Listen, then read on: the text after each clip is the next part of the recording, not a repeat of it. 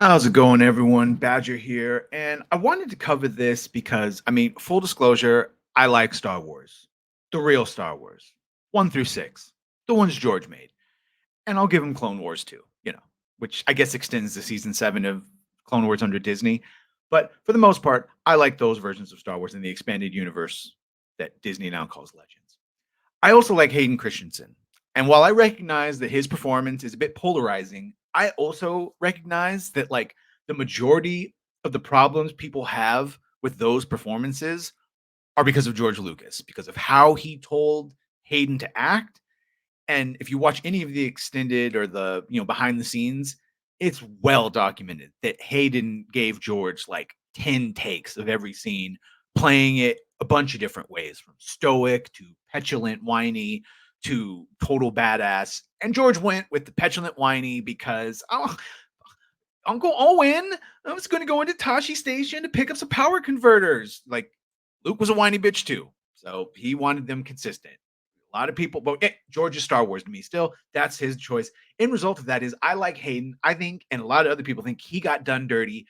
So if nothing else, it's nice to see him get some love from people. And look, I will totally try to make lemons out of lemonade out of all the lemons we've got with Disney. Give this man a Darth Vader TV show right now. Get into this article, Entertainment Weekly. Hayden talked to them on one of their podcasts, got into a little bit. Let's just go straight to that. Entertainment Weekly asks, they say, you have some ownership of this character, obviously. So were there ever times with Dave Filoni on Ahsoka or with Deborah Chow on Obi-Wan Kenobi where something didn't track for you and you wanted to talk it out with him? I imagine that happened quite a bit, at least certainly with Deborah Chow. I totally inept for the job. What a bungling of that show they did. Just disgusting what they did with that show. The waste, horrible. That is a case of should never have been hired for that job. Deborah Chow. That anyway. Dave Filoni, I'm a little bit more lenient on. He did study with George, but I also think he's got some takes and some interpretations that don't try, for everyone defending Dave to the end of time. Let's remember that he disagreed with George on a lot, dude. If it was up to George Lucas, which it should have been, Ahsoka would not be alive right now. He wanted her dead, and George talked him out of it. They ask Hayden, we know you have some ownership of the character. Was there anything that didn't vibe with you? And he says, honestly, I was always following their lead. Both of them are such smart storytellers. They really know what they're doing. And on this one, working with Dave Filoni, it was such an inspiring experience because he knows the world so well. And it's all from his time spent with George Lucas. You get a sense of, I'd still wager that Hayden spent more time with George than Dave did, but that's fine. And you get a sense of that. It felt like there was this proverbial torch that had been passed down. And so every day on set with Dave was really exciting and it was inspiring, not just for me, but for everyone. You can see the effect that he has on the rest of the cast and crew, and that's a big deal that counts for a lot. Good. I'm glad it has like full disclosure. I'm not the biggest fan of Dave Filoni, if you can't tell. I think he thinks way too highly of himself, like my shit is better than yours type of thing. Uh, way overcompensates, thinking that he has George's 100% blessing on everything and that essentially everything he does is as if it was from George. Not the case. And also, I'd like to point out that while everyone is excited that he's officially been announced that he's like in charge of the Star Wars universe, he's had that position for months. 4 months. It just got announced recently, but he's been in charge. Ahsoka was him fully in charge with no one else to blame. That was all Dave. Uh, what was it like doing these two Star Wars projects without George Lucas there? To which Hayden responds, at first I felt like I was cheating on him a little bit, but it's a different time for Star Wars now. Boy, is it. And I think it's really exciting that we now have this period where there are other storytellers coming in and giving their take on the universe. Yeah, okay. But of course, it all goes back to the maker, and George Lucas is very much in the front of everyone's mind when we were making a decision. I really hope so. And we want to make stuff that he would be happy with for sure, which by all accounts, he's not. He's called Disney white slavers. He said that Disney Star Wars is not his Star Wars. Uh, Did you at least know this time that you were going to be a Force ghost at the end of Ahsoka, as opposed to Return of the Jedi when that was a surprise to you? And yes, they told me this time, and I got to know what I was shooting when I was shooting it. Yeah, famously, George, love him, for some reason, just took shots of Hayden just standing there between takes and put that as the Force Ghost, which is why he's like awkwardly looking down and smiling. Is just a behind the scenes shot that he thought worked well. How is it different being part of this massive pop culture juggernaut in your 40s? And he still looks like he's in his 20s, as opposed to being a teenager when you first signed on. How has your perspective in that regard changed with time and age? He says, every day you get to work on a Star Wars project, it's really thrilling, and that's never lost on me. When I was doing the prequels, every day I was there, I was very aware of how fortunate I was. And the same is true now. I think as I've gotten a bit older, I have perhaps a greater appreciation and more of an awareness of the impact of these stories and what they mean to so many people. And so that, if anything, elevates and by the way, what he just said is why everyone got upset when you had Luke Skywalker go from being a hero to a loser and drinking titty milk and had to be like saved, but didn't really save anyone. It's yeah, because they do mean so much to so many people. But honestly, every time I've gotten to swing a lightsaber, it's been a good day. And by the way, that was the other thing. Hayden coming back, and the second you put a lightsaber in his hands, he's better than anything Disney has shown us in anything across the board.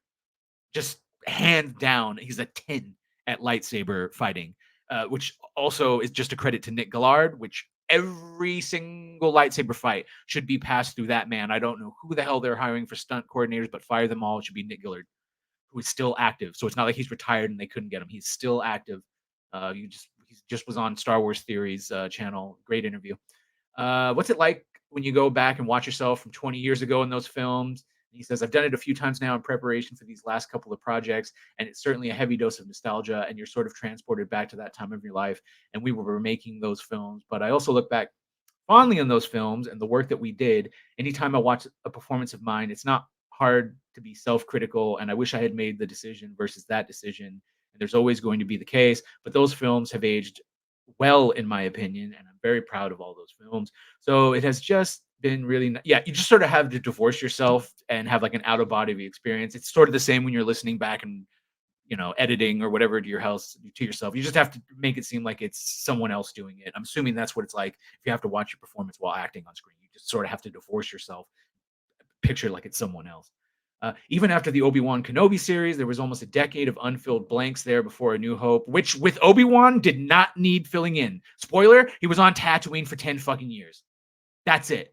Maybe you could do the expanded universe that they did in Jedi Quest where he left fucking one time to help Ferric, which was a Jedi that was introduced earlier in the Jedi Quest books. But that's it. He was on there. If you wanted to do a story on Tatooine with him dealing with like pirates and shit like that, or Jabba's gang, or the Sand People, that's fine. But he should have never met Leia. God, did they fuck up totally in the Kenobi series. Sorry, I digress. Uh, would you be open to filling those blanks in and playing the Dark Lord of the Sith again? Now, Vader was a busy boy. Vader for the 20 years between the prequel trilogy, the OT, Vader was a busy boy. And yes, they should do a Cal Kestis, because the video game wise, that is the only really good thing to come out of Disney Star Wars is Cal Kestis, the character, which somehow was written by fans that wasn't corrupted for the message. Those two games totally should do live action. But bring him Cameron Monaghan and obviously Hayden should have a Vader show that could cover decades in that one Vader show. You get 4, 5, 6 seasons of him hunting down the Jedi and fully implementing, the Emperor's plans and the little Moffs and power struggles. And yeah, totally give this man a TV show. And he even says, I would love to get to do more, and I'd love to get to continue with Star Wars, and we'll see. I don't know what the future holds. And if such an opportunity presents itself, which it should, I'll be there with a big smile on my face. And if it doesn't, I feel really grateful for getting to come back and do Obi-Wan. So yeah, and I am grateful they let him. Tell you what, they better. And I know when people highlight titles like this, if like an actor wants more work for Hayden, it is Hayden wants to play a role that a lot of people gave him a lot of shit for, but still he understands that he did what was asked of him, and it was right. It was good. And especially if you see, so one thing I will give Dave Filoni on is the scenes that he had of him, the flashbacks with Ahsoka. I know, Mahler and them maybe think it's key jangling, and it is a little bit, but still, you get to see in his performances there that no, the things you didn't like were because George chose those scenes. Hayden is perfectly capable as an actor of playing all manner of ranges and subtleties. This is the last question they asked him. Anyone that's watched Life as a House or Shattered Glass knows your. Oh, that's basically what I was just talking. They're talking about his range. Yeah. If you thought from the prequel trilogy that he doesn't have any range, no, that is just what George chose. He has a lot of range, and I hope we could totally see that. Give him a Darth Vader show, have flashbacks, do a live action, do it all. Do it all. Fuck. At least pick the good stuff if you're going to key jangle. Key jangle with the best stuff. Because I swear to God, no one wants Rey in their new Jedi Order. But if you give us a Darth Vader movie where he's hunting down Jedi or a Clone Wars live action movie, you'll make $1 billion, and it's that simple. Let me know what you think in the comments. Like, share, and subscribe. And if you have yet to do it, please do so. And if you've already done it, well, what are you doing? You've already done it. You can leave now. I love you. Thank you. See you on the next one.